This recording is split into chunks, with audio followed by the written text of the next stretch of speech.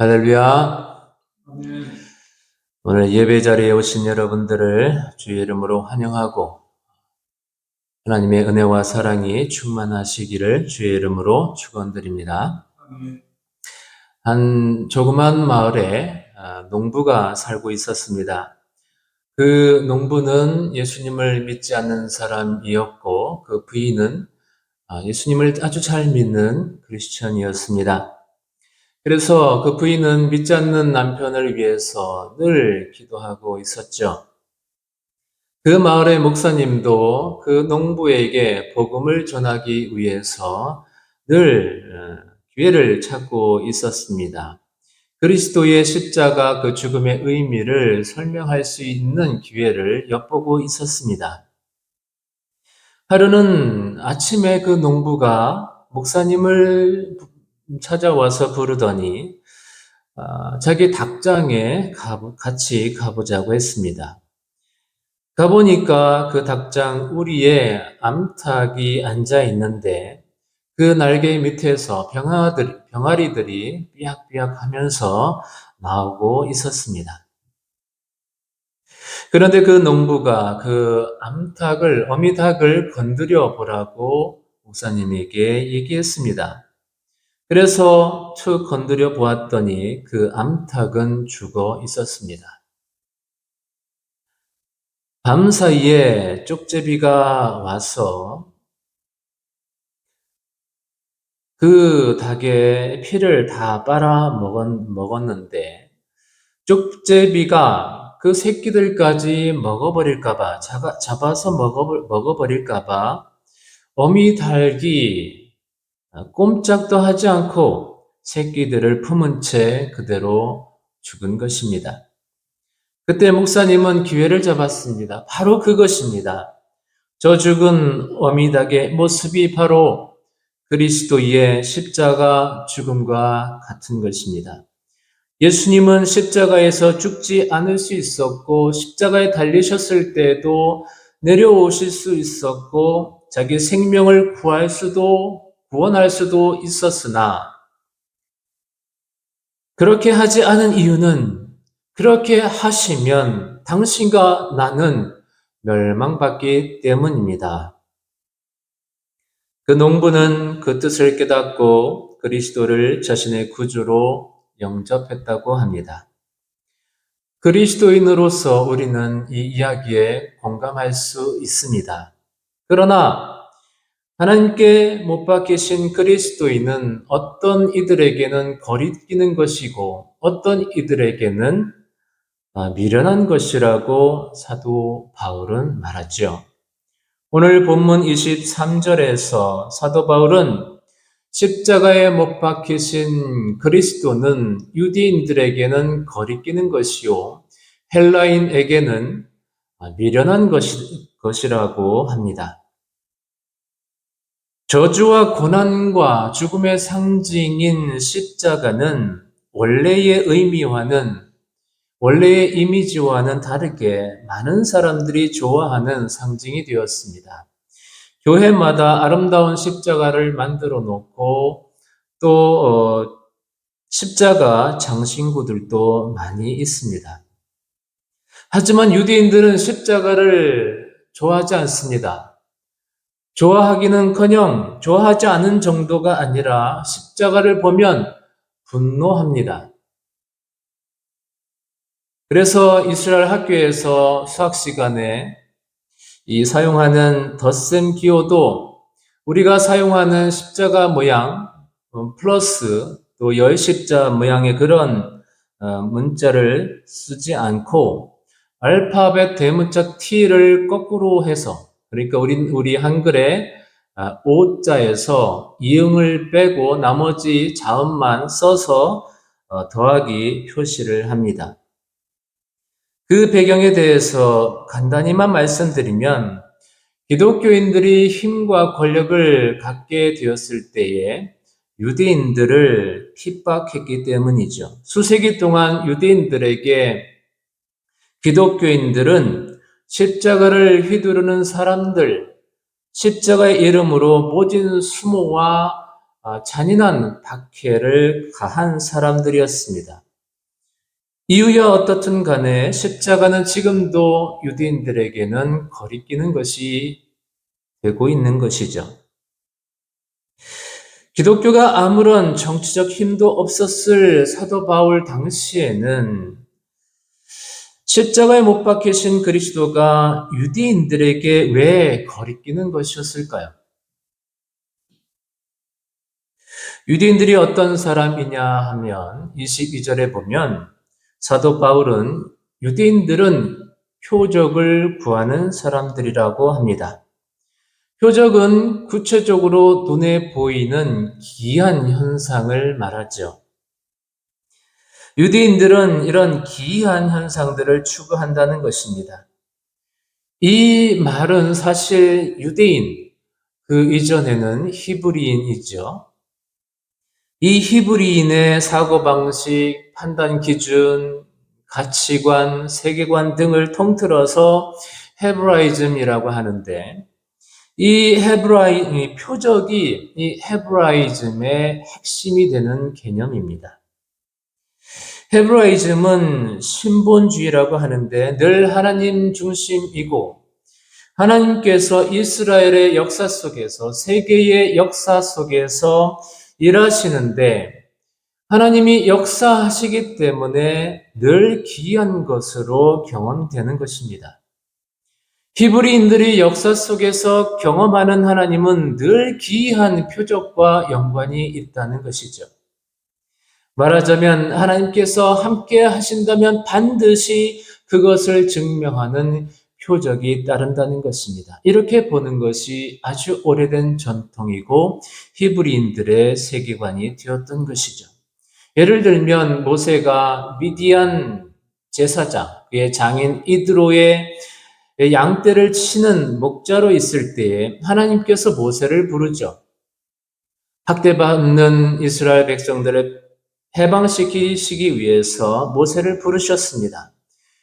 그런데 모세가 하나님께 아뢰었습니다. 제가 무엇이라고 감히 바로에게 가서 이스라엘 자손들을 이집트에서 이끌어낼 수 있겠습니까? 하나님이 대답하십니다. 내가 너와 함께 있겠다. 내가 이 백성을 이집트에서 이끌어낸 다음에 너희가 이 산 위에서 하나님을 경배 예배하게 될 때에 그것이 바로 내가 너를 보낸 징표가 될 것이다. 그러자 모세는 이렇게 말하죠. 그들이 저를 믿지 않고 제 말을 듣지 않고 주께서는 너에게 나타나지 않으셨다 하면 어찌합니까? 표적을 보여달라는 것이죠. 하나님과 지금 직접 대화하고 있는 그것이 대화하고 있으면 그것이 전부가 아닌가요? 무슨 표적이 필요한가요? 그런데도 표적을 바라는 것이죠.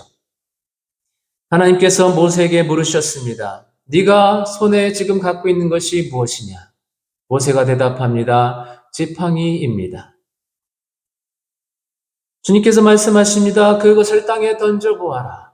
모세가 그 지팡이를 땅에 던져보았더니 뱀으로 불편합니다. 그 꼬리를 만져보라 하셔서 만져보니 그 뱀이 다시 지팡이가 되었습니다.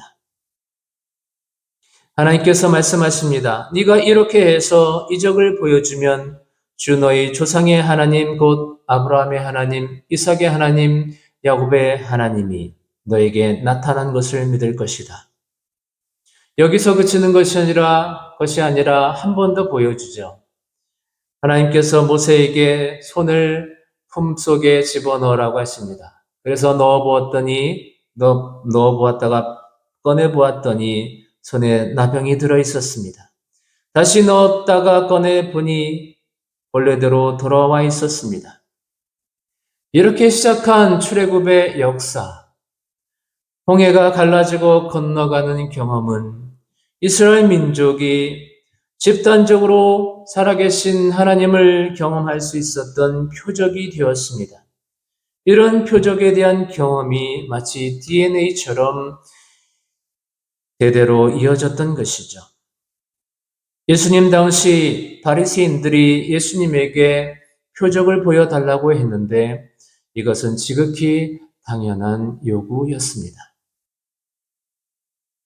유대인들은 오래전부터 메시아가 올 것이라고 믿었습니다. 예수님에 관한 가장 명확한 예언의 말씀은 이사야 53장 3절부터 7절입니다. 네, 우리 좀 길지만 다 함께 읽겠습니다. 화면에 있습니다. 시작.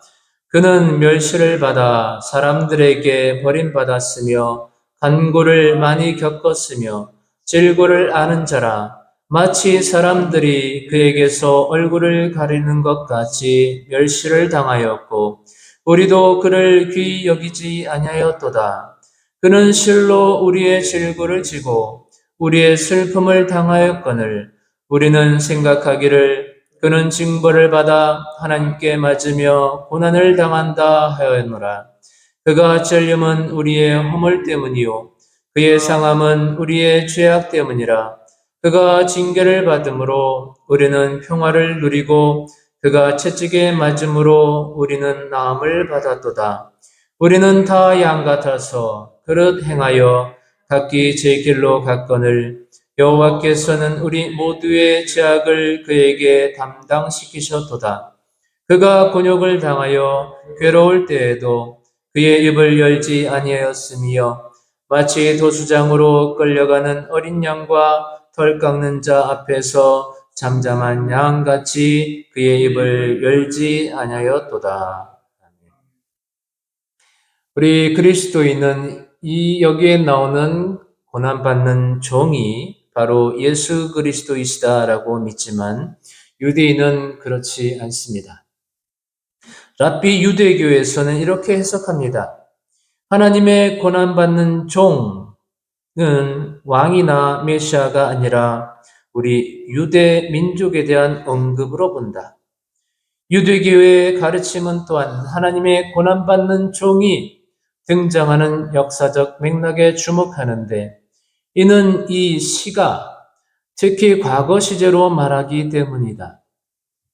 유대 민족은 아수르, 바벨로니아, 고대 그리스, 고대 로마 아래에서 말할 수 없는 불의를 겪었고 오늘날까지 핍박을 감내하고 있다.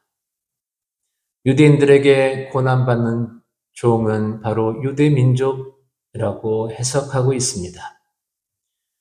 유대인들이 믿고 있었던 메시아는 이사야 9장 6절에 나오는 것처럼 이는 한 아기가 우리에게 낳고 한 아들을 우리에게 주신 바 되었는데 그의 어깨에는 정사를 메었고 그의 이름은 기묘자라 모사라 전능하신 하나님이라 영존하시는 아버지라 평강의 왕이라 할 것임이라.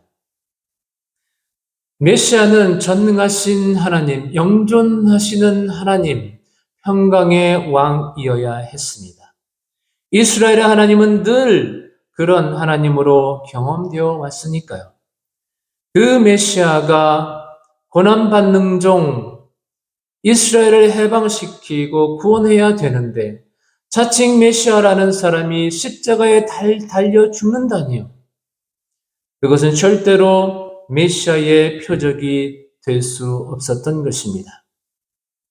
유대인들은 십자가에 못 박히신 예수님을 실패자로 보았습니다. 예수님을 향해 하나님의 아들이라면 표적을 보이라고 욕하고 비난을 퍼부었습니다. 하나님의 아들 메시아라면 십자가에서 내려와서 자신을 구원하고 다른 사람들도 구원해 보라고 조롱했습니다. 어떤 이들은 성전을 사흘 만에 짓는다는 자여 너를 구원하여 십자가에서 내려오라고 조롱했습니다. 심지어 예수님 옆에서 함께 십자가에 못 박힌 자도 십자가에서 지금 내려와 스스로 왕임을 증명하라고 비아냥거렸습니다. 십자가에 못 박히신 그리스도는 분명 표적을 구하는 유대인들에게 표적이 될 수 없으므로 거리끼는 것이었습니다.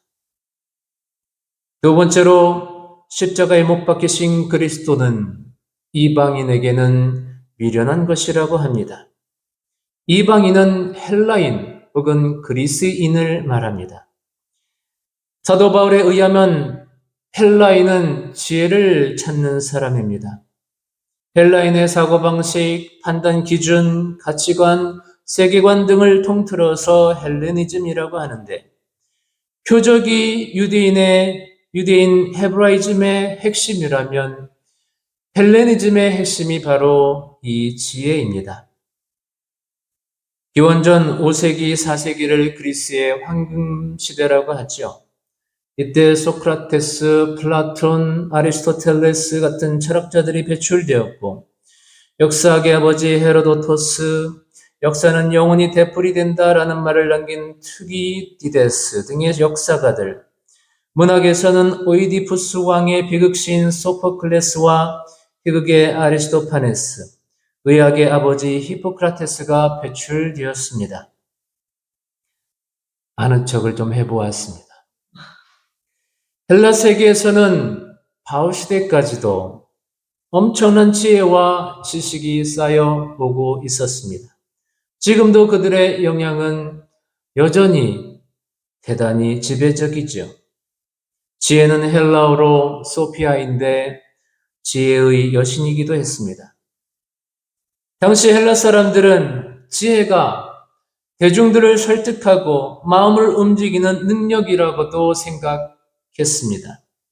그래서 지혜자는 이성적으로 뿐만 아니라 멋진 웅변을 통해서 많은 사람들을 설득하고 감화시키는 사람이라고 말했습니다. 그래서 자연히 말할 때의 연기력과 화술 등도 지혜의 기준으로 여겨졌다고 합니다. 이런 기준으로 보자면 십자가에 못 박히신 그리스도는 절대로 지혜자가 아니었습니다. 지혜자라면 멋진 웅변을 통해서 사람들을 설득하고 감화시킴으로 자신의 지혜를 설파하고 자신의 세력으로 만들거나 사람들의 존경을 받아야 하는데, 반역자들의 사형틀에 못 박혀서 사형당한 사람이니 그런 지혜자가 아니라 미련한 사람, 어리석은 사람이었던 것이죠. 그런 예수가 구원자라며 믿으라고 하니 헬라인들에게는 도저히 이해할 수 없는, 설득될 수 없는 주장이었습니다. 지금 다른 사람들에 대해서 말하는 것이 아니라 사도 바울 자신이 그러했다는 것을 고백하는 것이기도 할 것입니다. 그는 아주 보수적인 유대인으로서 십자가에 못 박히신 그리스도는 거리끼는 것, 걸림돌, 치워야만 하는 걸림돌이었습니다. 그래서 신자들을 앞장서서 박해했습니다. 당시 그리스도인들은 유대계 박해로 사도들 말고는 여기저기 흩어졌습니다. 그래서 사울은 교회를 없애버리려고 집집마다 찾아가면서 신자이면 잡아서 감옥에 집어넣었습니다.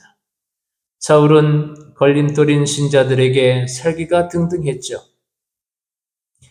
또한 사도 바울은 헬레니즘 문화 속에서 태어나고 자란 헬라인이기도 했습니다. 헬라어에 능통했습니다. 헬라 지혜에도 조예가 깊었을 것입니다. 십자가에 못 박히신 그리스도는 그에게는 다른 헬라인과 마찬가지로 미련하기 짝이 없는 어리석은 인간이었습니다. 그런 인간을 추종하는 사람 또한 어리석고 우매한 사람들이었겠죠. 그런데 걸림돌이자 우매한 자, 그리스도를 따르는 신자들을 잡기 위해 다마스커스로 가는 길에 뜻밖에도 부활하신 예수님을 만났습니다. 그 이후 돌연 십자가의 도가 멸망하는 자들에게는 미련한 것이요 구원을 받는 우리에게는 하나님의 능력이라고 선포하기 시작했습니다. 그가 예수님을 주님으로 선포하기 시작한 것은 그리스도 부활을 체험했기 때문입니다. 이에 많은 유대인들은 당황하지 않을 수 없었습니다. 그리스도인들을 박해하는데 선봉했었던 사울이 새 신자가 되었습니다. 사도 바울은 십자가에 못 박히신 그리스도를 선포하고 증언합니다. 그는 그리스도는 유대인이든 헬라인이든 부르심을 받은 이들에게는 하나님의 능력이시며 하나님의 지혜이시라고 선포합니다. 왜냐하면 예수님의 십자가는 죄가 죽고 생명이 살아나는 자리이기 때문이죠. 예수님께서 공생애를 시작하실 때에 하나님이 하신 말씀이 있습니다. 마가복음 1장 11절입니다. 하늘로부터 소리가 나기를 너는 내 사랑하는 아들이라 내가 너를 기뻐하노라. 하나님께서 사랑하시는 아들, 기뻐하시는 아들을 십자가에서 죽게 내버려 두심으로 이제는 우리가 이 말씀을 하나님께로부터 받을 수 있는 길을 열어주셨습니다. 다시 말하면 하나님은 당신의 아들을 내어 놓으시므로 새로운 아들과 새로운 딸을 받으시는 것입니다. 우리 한 사람 한 사람을 향해서 너는 내 사랑하는 아들이라 내가 너를 기뻐한다. 너는 나의 딸이다. 나는 너를 기뻐한다. 라고 말씀하시는 것이죠. 우리로 하여금 하나님을 아버지 하나님으로 보게 하신 분, 우리의 죄를 용서하시고 우리에게 새 생명을 주신 분이 바로 예수 그리스도이십니다. 그리고 이것이 십자가 사건의 내용이지요. 예수님이 십자가에 달리셨을 때 하나님은 예수님을 외면하셨습니다. 마가복음 15장 34절입니다.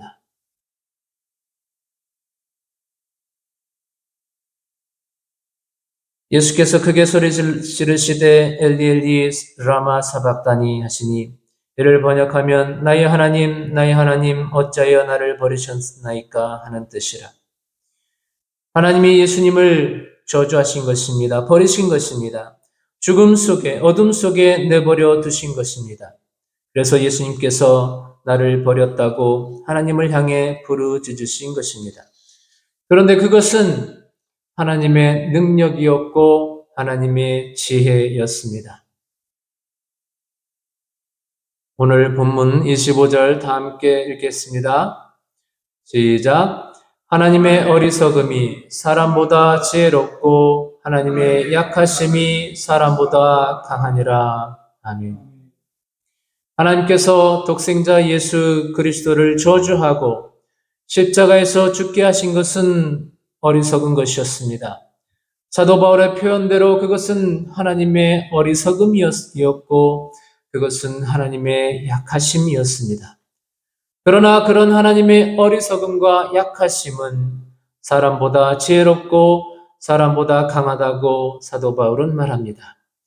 왜냐하면 구원받는 우리에게 십자가에 못 박히신 그리스도는 우리를 향한 하나님의 은혜의 사건이고 사랑의 사건이었고 우리를 살리려는 하나님의 축복의 사건이었기 때문입니다. 독생자 예수 그리스도를 내어놓으시는 하나님의 어리석음이 없었더라면 죽음에 몰아넣을 수밖에 없는 하나님의 약하심이 없었더라면 지금의 우리는 없는 것입니다. 우리를 구원하시는 십자가에 못 박히신 그리스도가 바로 하나님의 능력이요 하나님의 지혜인 것입니다. 이 십자가의 은혜가 평생토록 저와 여러분들에게 충만하시기를 주님의 이름으로 축원드립니다. 아멘.